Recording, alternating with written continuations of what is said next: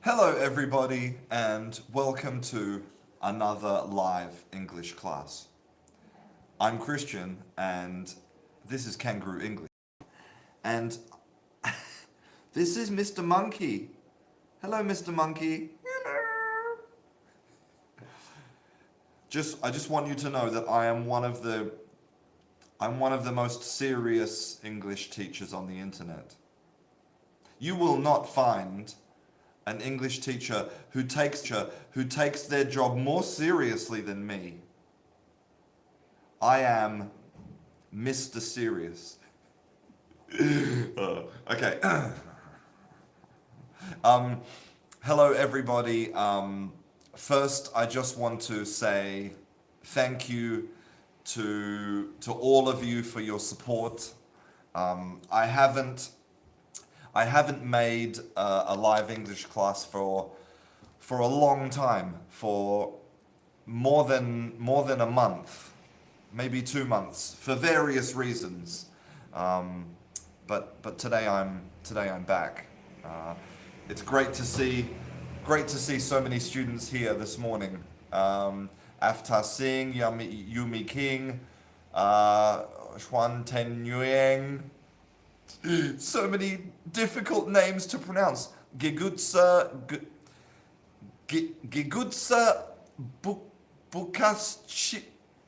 Bukaschivli. It's impossible. Let's find an easy name. There we go. Marcos. Thank you, Marcos, for having a Rambo man in Egypt. Alejandro. Roberto Caponi. Hello, Roberto. Everything is good. One of the reasons I haven't made a live English class for a long time is because I am creating an English course, an English course with an Italian company called Fluentify. And it's a very big course. More than 250 video lessons. It's enormous and it's a lot of work and I'm doing that a lot. And what else? Since I spoke to you last, my channel has passed 100,000 subscribers. So thank you very much for that. It means a lot to me.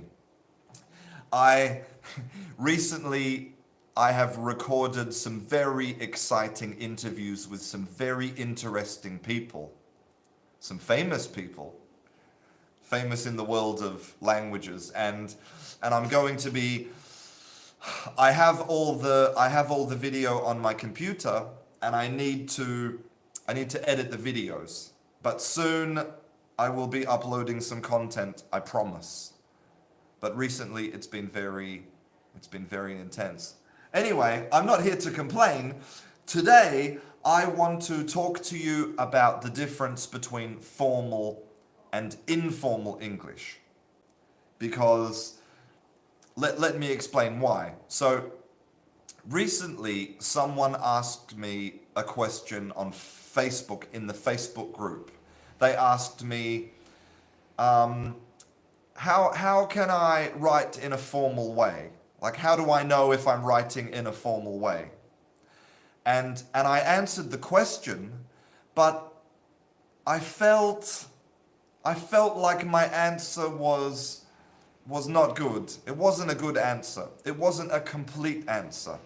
And so I spent the past 3 or 4 weeks thinking about it, like what's the difference between formal and informal English? How can we describe the difference? Because, it's very easy to give someone a list and say, hey, here's a list of, here you go, here's some formal phrases. So you say, dear sir or madam, instead of what's up? It's very easy to give someone a list of phrases, but really that doesn't help. Because if you are in an exam, or if you are in a job, Or if if you have to do things in English, you need to really deeply understand the difference between formal and informal English. You need to know why. Like, if I'm writing this, is it formal? Is it informal? It's not just a question of vocabulary.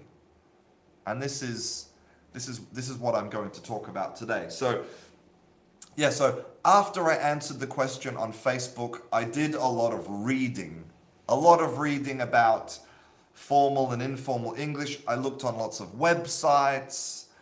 I tried to increase my knowledge. And I learned two interesting things. Okay? And so I want to start by talking about the difference between politeness and rudeness. Okay? Politeness and rude. Now, because the idea of politeness and impoliteness, or being polite and being rude, they are very strongly connected to formal and informal. Strongly connected. Let me draw a beautiful picture for you.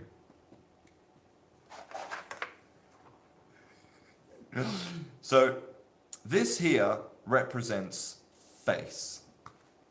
Face. It's literally a face. Best artist ever.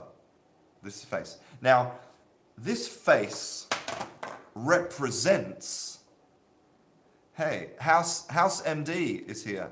Everybody, some people say that I look like House. Like the actor House. I don't know, what do you think? Now, face represents your self-esteem, your self-worth. How you value yourself is your face. And now, some cultures, they want to protect the face, right? Protect the face. So basically, you are born into this world, like right now, you exist with a very high amount of face, okay? In some cultures, like for example, in English culture, like in British culture, you have a lot of face, right? You have high self-esteem, you're a good person, you're confident, you're good. Now, what can happen is you can go down. You can lose face. This is bad. You do not want to lose face, right? Now, other cultures are different. Other cultures view face in a different way, right? So, for example, Spanish culture is the opposite. In Spanish culture, you are not born with face and then you go down. You are born here and you go up. What you do is you build your self-esteem, you build your worth. And it's a completely different mentality. Totally different. So this is, yes, exactly. To lose face is to lose respect. Okay. So, and this is how it works. So in Spanish culture, if I want a coffee, imagine I go to the cafe and I want a coffee. I walk in and I say, give me a coffee.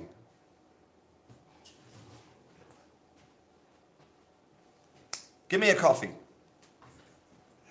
That's it. That's Spanish culture, right? Give me a coffee. Right. But in English culture, in British culture, in American culture, in Anglo-Saxon culture, it's hi, how are you? Are you doing well? Excellent.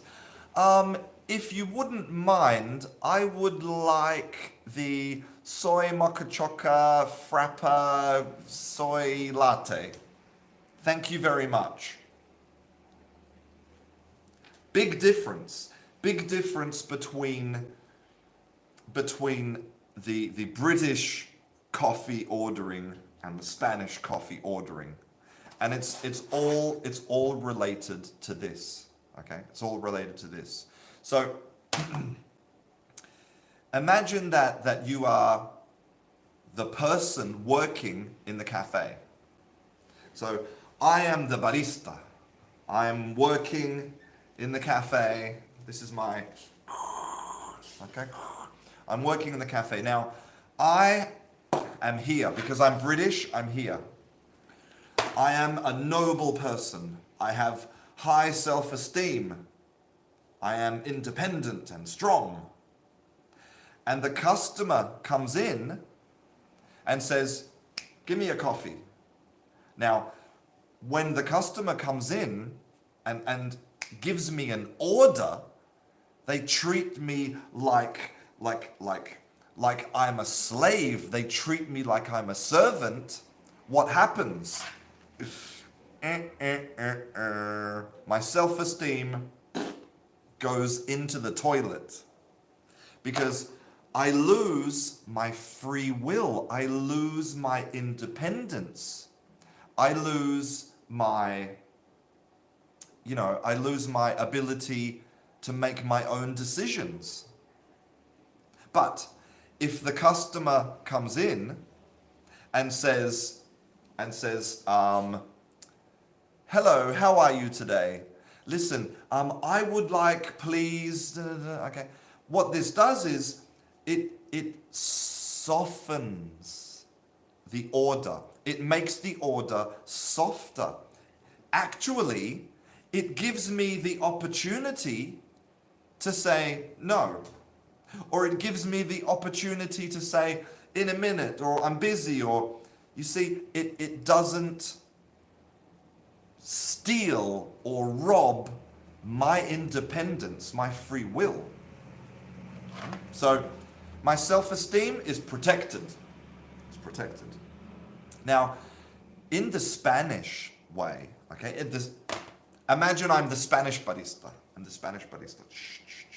Now, I want to build my self-esteem, build my confidence. And so when the person comes in and says, give me a coffee, basically it means that we are equals. There's nothing for me to lose. In fact, if I make the coffee and I make the coffee well, and if the customer likes the coffee, I go up. We become friends. So it's a different mentality, totally different mentality. And this is related to formal and informal language in English. So now I need to say that, of course, I'm giving you an extreme example. Now, of course, like there are some people saying that in my country, I think who said, let's have a look. No, where is? Okay, so Anifa says that in Colombia they are cultured and polite. Look, of course. I'm giving an extreme example to show the difference in mentality. This behavior changes over time. That's interesting, right?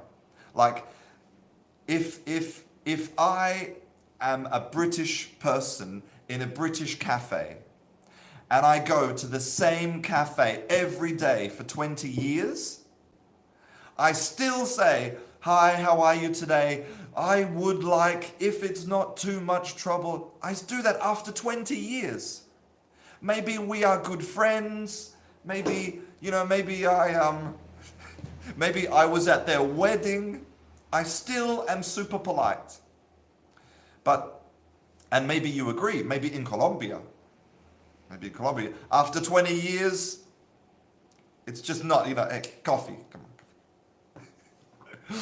And remember that just because you do not express politeness with vocabulary, it doesn't mean that you are not being polite. I am not saying that the person who says, dámelo, I'm not saying the person who says that is being rude. And that's important. They're not being rude. Politeness depends on this. It depends on this.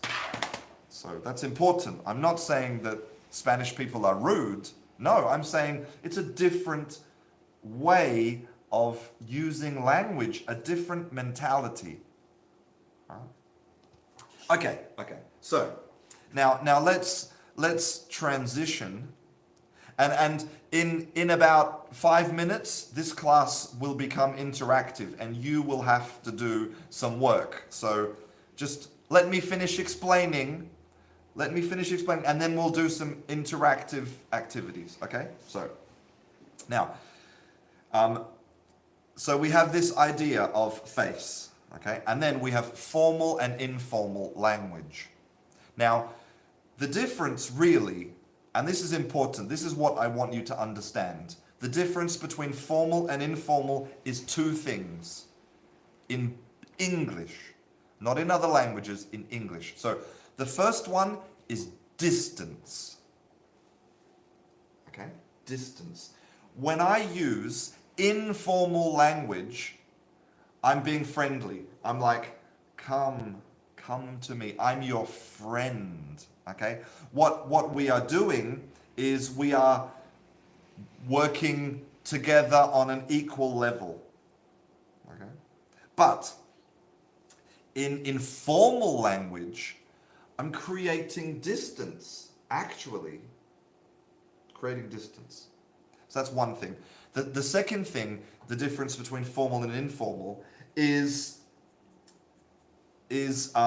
well, I want to read. So I found this really good research paper.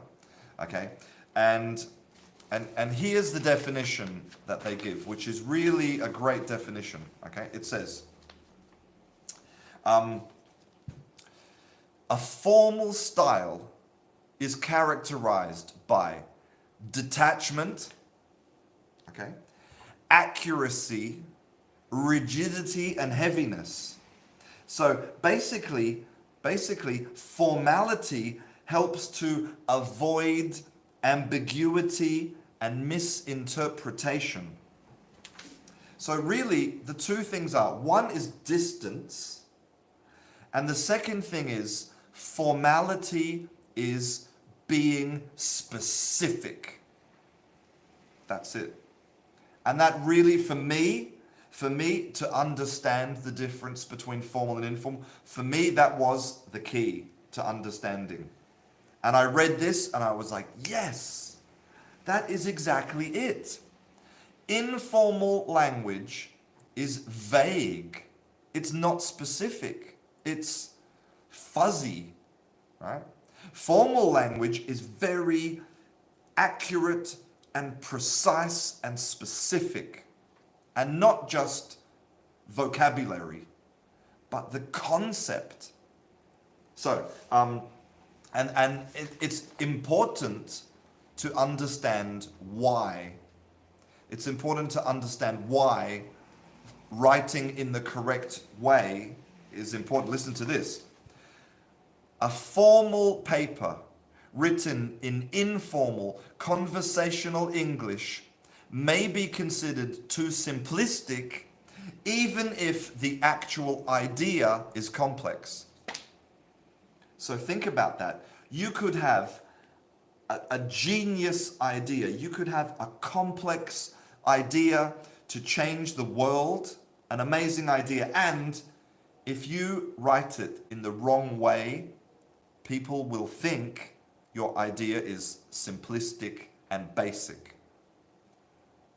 That's powerful.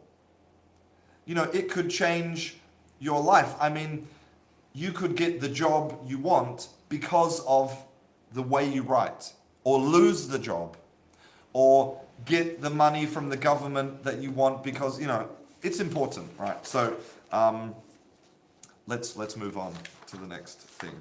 Okay, so now here's what's really interesting. They identified in this paper, they identified 10 features, 10 characteristics of formal English, right? But I'm going to simplify the 10 because some of them are too complex, right? Too complex. So if I look at the rules, right? If I look at rule number 1 and rule number 7, we can combine them together, okay? And so we're going to create our own rules here. So the first rule is distance. When you write in an informal way, it's close. I'm saying, come here, you're my friend. When we're writing in a formal way, we want distance. Okay, so let's practice. Let me give you a specific example. So I have this. I have some things ready on my computer. So imagine that you are writing an email. Okay, now this is the first line of the email. Okay.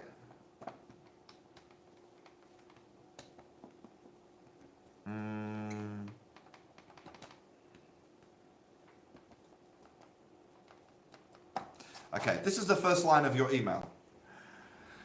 I got your email on the 14th of September. I'm very lazy, right? Okay. I got your email on the 14th of September. Now, this does not create distance. And neither does this. Okay? These I and your, they are actually personal pronouns, right? Personal. So we want to eliminate closeness. We want to create distance. So, your turn, students, amazing, beautiful students. How can we transform this sentence to remove the closeness? How can we create distance? How can we eliminate this? Tell me. I got your email on the 14th of September. Okay, Kagla Akoglu, really, really good, my friend. The email received on 14th of September. Really good. So to eliminate, okay, to eliminate the I and the your, we are doing two things. Really good, Kagla. Two things. The first thing is we will use the passive. Okay? So when we use the passive, we can eliminate this. And Kagla did the second thing. The really good thing is, instead of saying your email, you are no, not your email, the email. You see, it's not really yours, it's just the. So the combination, very good. Very good, very good. Mayela says email was gotten on the 14th. Okay, almost. You're missing some key elements, but very close. But very close. Gosha, I have received the email from you. So yes, so we can change got for a more formal verb. Got is kind of informal, everyday language. We can change it to receive, right? Very good. Okay, so if I just take this off, right? because I don't know if all of you are very confident at transforming active to passive. I don't know. So the passive voice in English is really easy. The passive voice is the verb to be and then the verb. The verb to be and then the verb, always. Okay? So we're going to change the verb got to receive. So we're going to say the verb is actually receive. Right? Okay, good. The verb is receive. Now, to change active to passive, we put the object, okay, which is your email is the object, becomes the subject. So we put it here, so we say the email, and we are saying the email, not your email, the email. And now we need the verb. And remember, the passive is to be and the verb. And this is the past tense. Got in the past. So the verb to be is in the past. The email was received.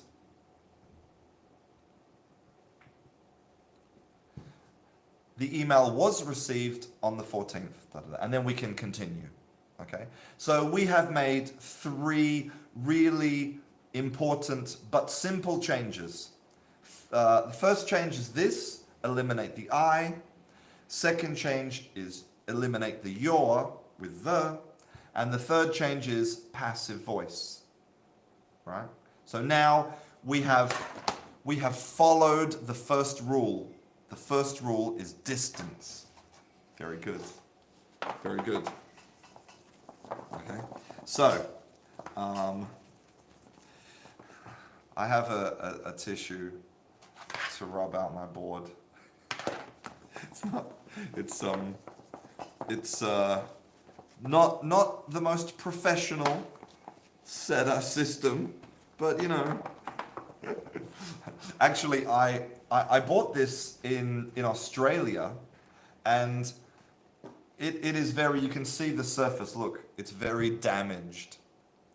I have taken this, wow, this has been everywhere. It's been in Australia, it's been in England, it's been all over Spain, it's been to Greece and Germany, and it's had a hard life. It's had a very hard life for a board. Okay. Hello everybody who is just joining this live class. We are talking about that I look like Hugh Laurie, that I look like House, and we were also talking about we're talking about face going up or going down, and now we're talking about formal and informal English. Hey, Gerardo, okay, so there's somebody here called Gerardo Guzman who says, hello from Tabasco in Mexico. Wait a minute. Tabasco is a place? Really? I thought it was just, the name of the sauce, the hot sauce. Wow. And is Tabasco from Tabasco? Because I thought Tabasco was made in America. I don't know. Maybe I'm... Anyway, if you follow me on Instagram, you know that I'm a little bit addicted to hot sauce. And so for me now, Tabasco is like here. The hottest hot sauce that I have at the moment is called Blair's Ultra Death. That's right. I have a hot sauce that's called Ultra Death. It's a good sauce. Actually, it's not that good. I don't like it because it's only chemicals. It doesn't have flavor. It doesn't have a lot of flavor. Maybe I should start a YouTube channel about hot sauces. That already exists. Damn. Okay, so somebody was asking. Uh,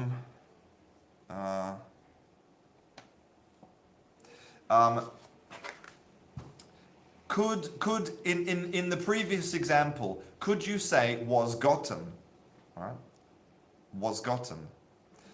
To say instead of was received, could you say was gotten? The reason is the answer is actually no.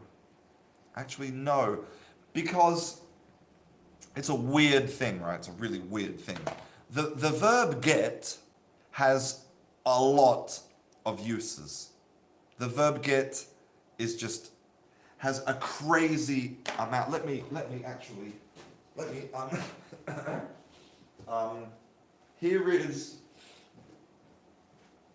is my dictionary of phrasal verbs, and if I go to get, right? So where does get? Okay, so get starts here on page 120. Okay, 120, and then get continues and continues and continues and continues and continues. Oh my god. Okay, so get finishes on page 132. 12 pages of only phrasal verbs with get. Only phrasal verbs. Okay, so it's a lot. Get has a lot of meanings. But when you use gotten, basically if you use get in the passive, it suddenly, and I don't know why, but suddenly it is it's possible, the possible meanings are reduced dramatically. So get in the present or the past could be to receive, okay? But in the passive, it doesn't mean receive. You cannot say the email was gotten at, no. It doesn't have the same meaning. In the passive, gotten can only be used to indicate like a transformation. Gotten sick, gotten ill, gotten fat, gotten stupid, gotten beautiful. Okay? I don't know why. I need to do some research. I'm going to put it on my to-do list. Okay, let's continue. Oh my god, sorry. I got distracted by... Great question. Great question. Or, as Gosha says, gotten mad. No, you cannot say the male has gotten. The male has gotten lost. Yes, because that indicates a transformation. Okay, a transformation of state. It's gotten lost, it's gotten long, it's gotten informal. But you cannot say gotten to mean received. Okay. Okay, so rule number 1, distance. Rule number 2 is, where should we start? Okay, so rule number 2 is about, let's start at the bottom. So rule number 2 is exclamations. Okay, exclamations.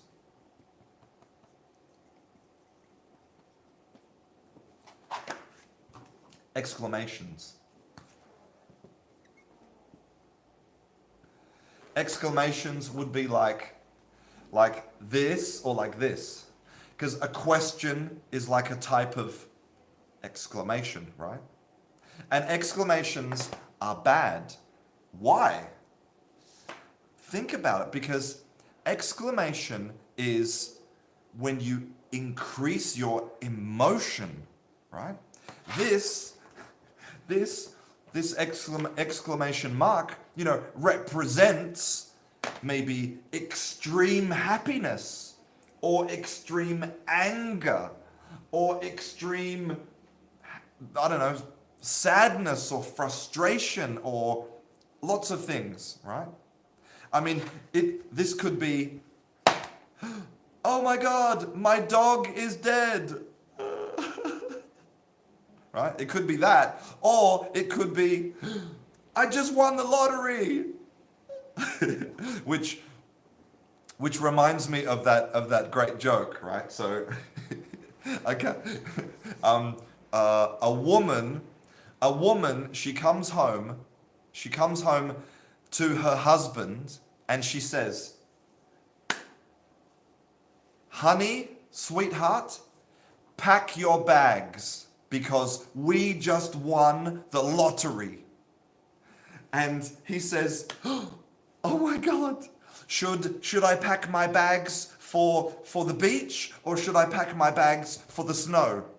And she says, I don't care, just get the...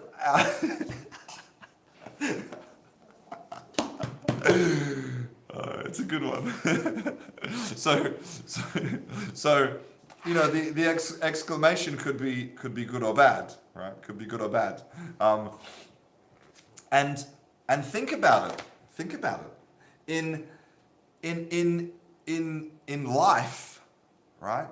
When you first meet someone, you don't know them, right? You're not close. You're not friends. So our behavior is distant. Okay? When you are with your friends, you're like, hey, and you laugh and you cry and you tell jokes and you're this. This is you with your friends. But when you meet somebody for the first time, you're not like a crazy person with emotions and laughing and shouting and crying. No, you have distance, a facade. Same with the writing. No exclamations, no questions. Okay, so let's do a specific thing. Let's do the first one.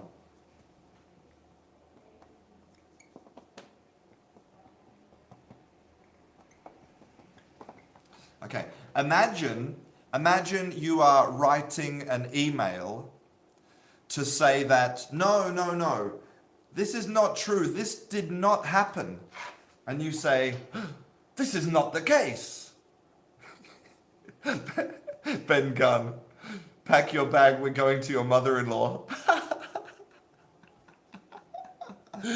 No!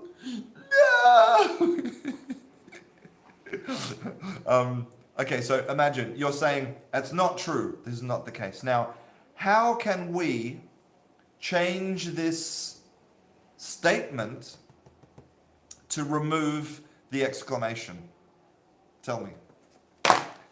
Who can do it? Who can say this without the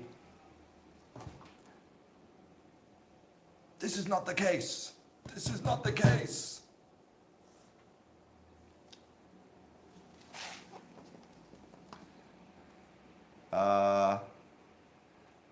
Come on, guys. I know that one of you, there are 350 people right now watching. I know that one of you can... Yes, exactly. It's very rude if you say this is not the case, right? Ooh, okay. So, someone just... Who was that? Sachitra Nirman says he is eating pizza while he is watching this video. My man, that is how you have an English class, eating pizza. I hope it's a good pizza.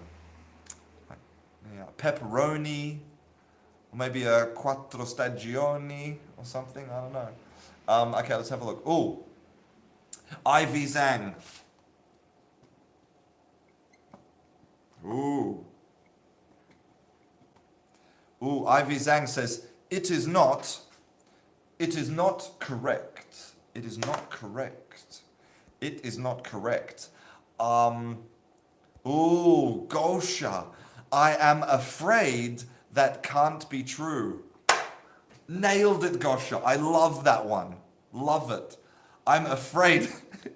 And For a British person, that is even, you're afraid? Perfect. because oh, I have to write this down because we have to talk a little bit about this. All right?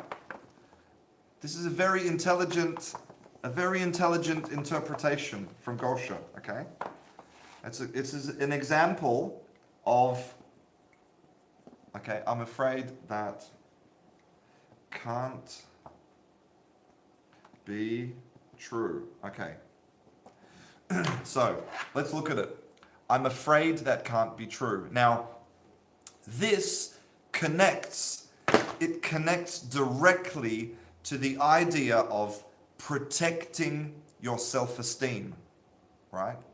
Now, the original example was, this is not the case. If I do that to a British person, I destroy your self-esteem. Here I am, I think that I'm correct, and then you,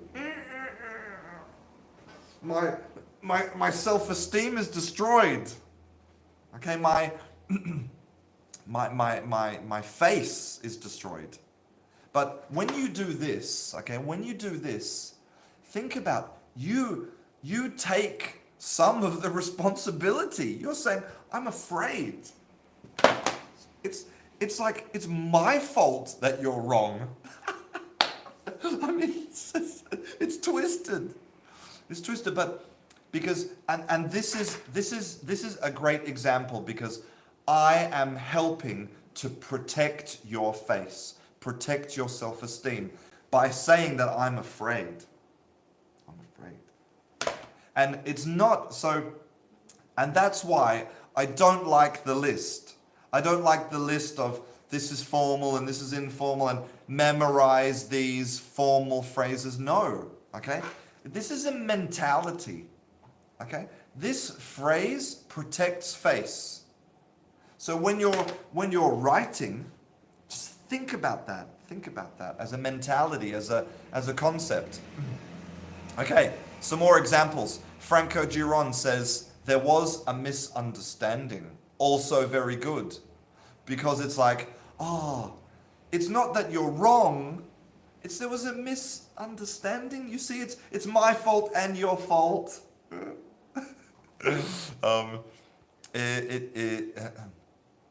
Okay, so if you say you are wrong, that's very strong. Sanket. This doesn't seem to be the case. I mean, that's another great one. I'm going to write this down because this is for another reason. This is good for another reason, okay?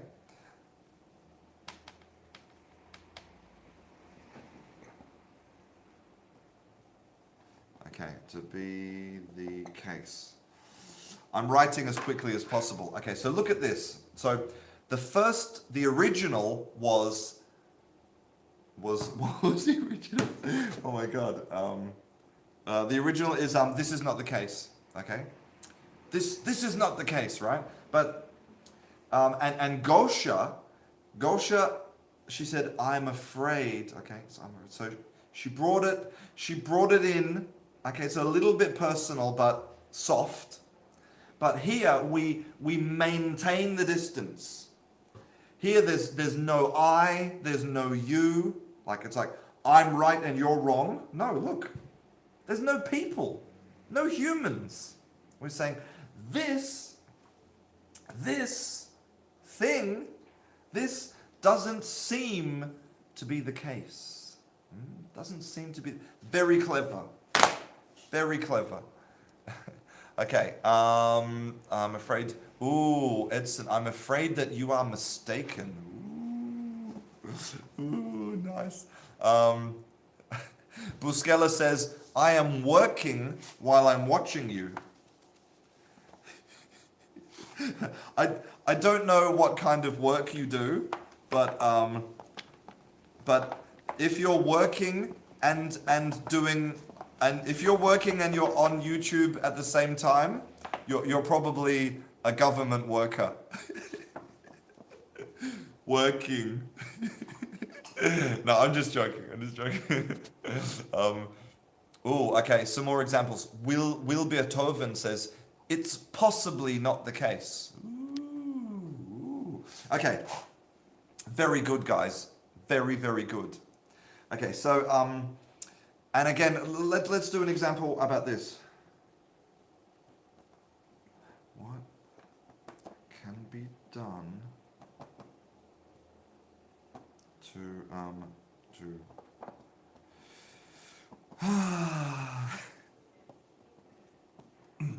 So here's another example for us to correct, for you to correct. So here, no questions. What can be done to reduce costs? How can we express this without the question? What can be done to reduce costs? Think about it. Think about it. How can we say the same thing without making it a question? That's. Amanda says, we can find the way to reduce costs. Good. We will find another way to reduce costs. Yes. Can we make it more affordable? So we want no question. We want to remove the question. Omar, something needs to be done to reduce costs. Sanket says, there must be some ways to reduce costs. Alida, I wonder if there is a way to reduce costs. Regis, I was wondering what we can do to reduce costs. Sambalok, I don't know what can be done to reduce costs. Costs was Alistair Elliott. Costs need to be reduced. I love it. It's super strong. Fabrizio, costs could be reduced in some way. Very nice. Very nice. Okay. It could be the way to make it more affordable. These are all great examples. Okay. Great examples. So again, when you're writing in your formal English exam, or you're writing at work, or you're writing, maybe your CV, a job application. So far we have two rules, only two rules. First rule, distance. Second rule, no emotion. Okay, no exclamations, no questions. We want to be emotionally cold. Like a serial killer. Okay, now the next rule, and this is actually really, because if I look at all of the other rules, I feel like I can combine them into one, which is no. Well, okay. Okay, I'm gonna sort of reduce. It's sort of like one rule, but okay, how about this? Ready? No vagueness. No vagueness means basically be specific. Okay? All of the other rules are basically this. So in total, 3 rules. Create distance, don't be emotional, and be specific. Now, let me show you some examples from this, right? So the first one is for example, if you give a list, okay? Like do they actually have one? Yeah, here we go. I'm listing this. Okay.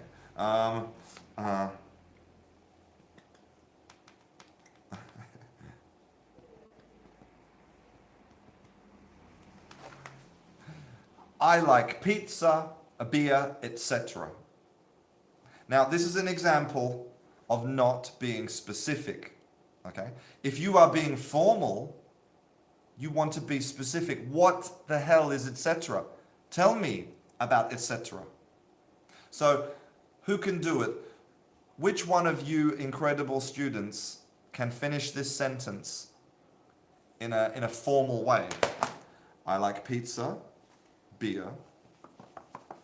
And so we don't want, yeah, but so Amanda says, and so on, right? And so on. But and so on is just a formal piece of vocabulary, right?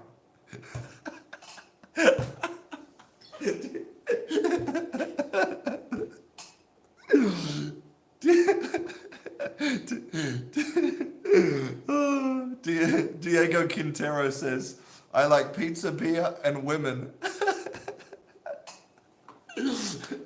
Best list ever. Oh my god, you guys are so funny. Mayella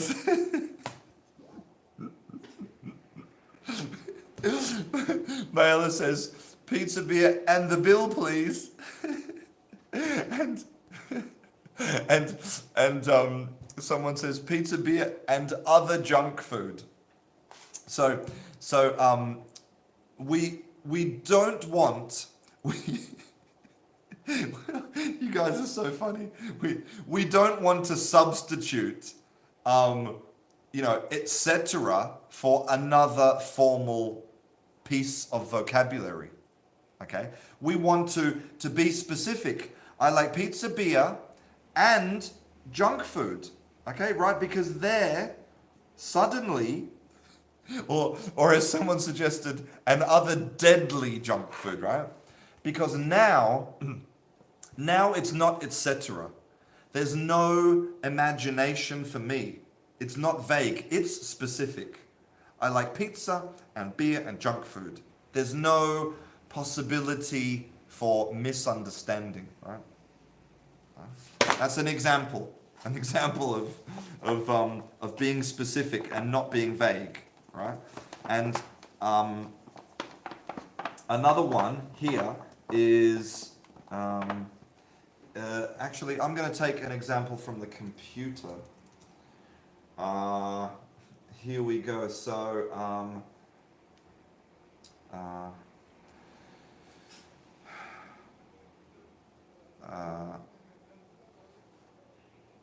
okay. So there's an example letter from onestopenglish.com. I actually really like the One Stop English website. I think their materials are good quality. So where's the other one here? Okay, this is it here. So they.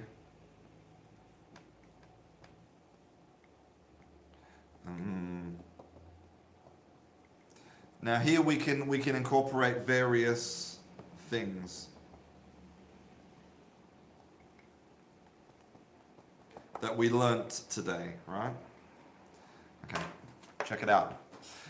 They bought an awesome house around the corner. Right? They bought an awesome house around the corner. Now, maybe to a person who is very, very familiar with the situation, to a person, a friendly person, this is okay. I know awesome is informal, it's friendly, awesome. And around the corner, well, I know where you live, so I know around the corner. But being formal is about being very, very, very specific. So how can we make this much more specific? Okay? Some hints for you.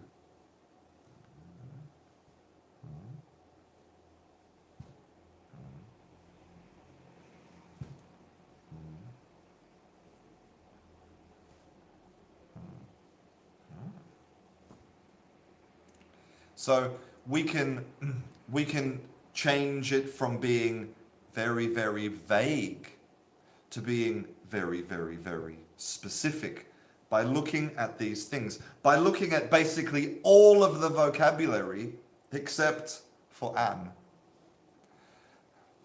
Okay, so Rafiko says they bought a beautiful house. Okay, beautiful is a little bit more formal. Okay, good. Wow, okay. Omar Gitaris. The family acquired. Ooh, nice verb. Acquired a huge property. A huge property in the neighborhood. I think, it's a good start, but we can be more specific. More specific.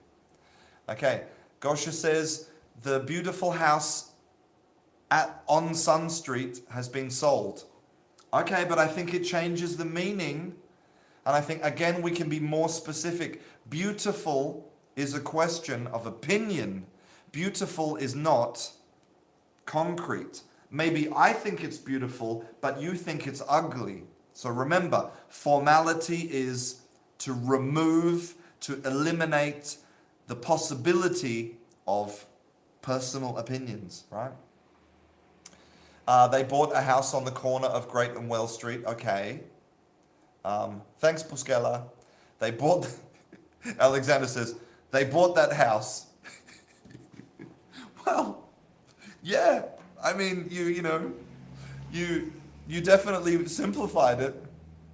Okay, here we go. They bought a large house next building from the corner. Okay, so maybe they bought a large house next to the building from the corner. The nice house nearby was bought by them. Okay, good. Ooh, Burgill said in a great property was purchased in the 23rd Street at number 44. Good. We're starting to be more specific, but great. Again, a great property, that's a matter of opinion. Okay. Ooh, the house was purchased with outstanding value. Amanda, the mansion on. So remember, because a lot of you making the same mistake. Street, the house has contact. So this is the house. We have contact with the street, so we say on. It's on the street. Okay.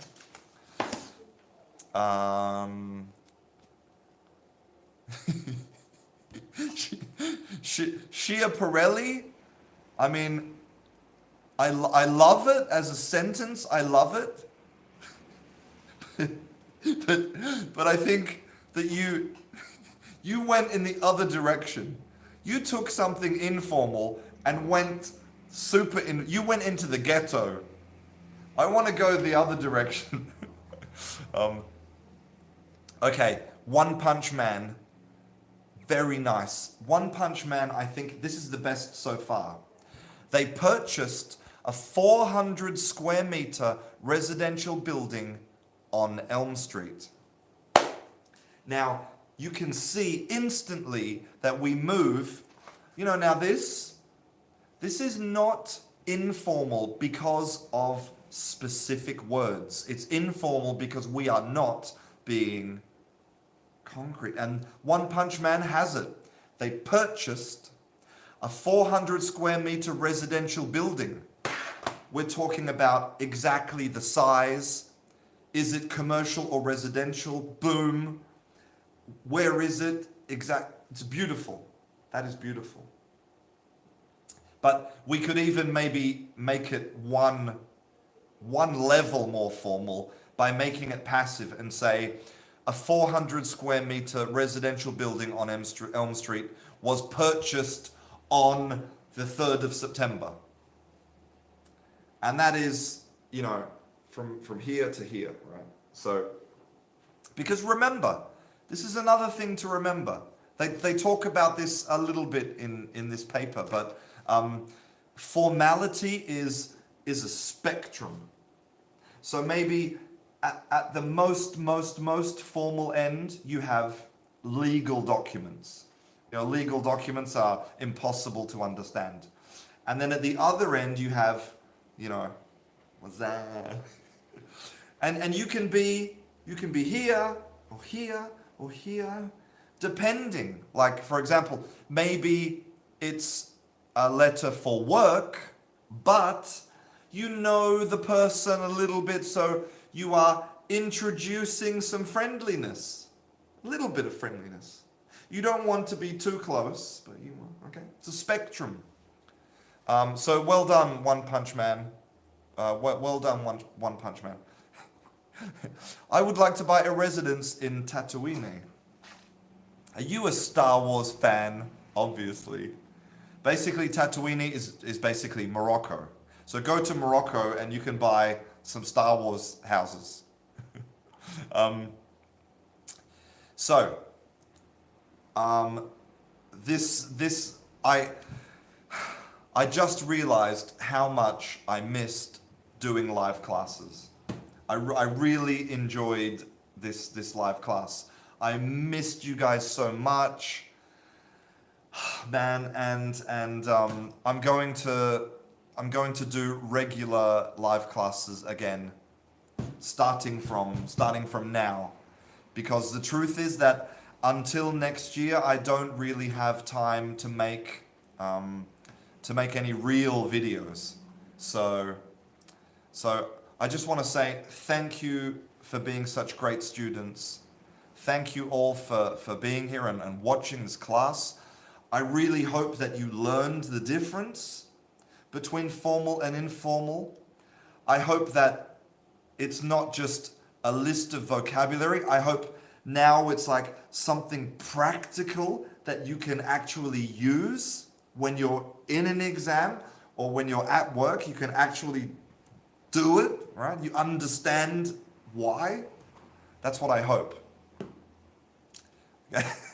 Okay, I gotta go. Thank you. Soy la hostia, la caña de España. No. You guys are the best. I love you all. And I'm Christian. This is Canguro English. I'll see you in class. Bye, guys. Lots of love. Lots of love.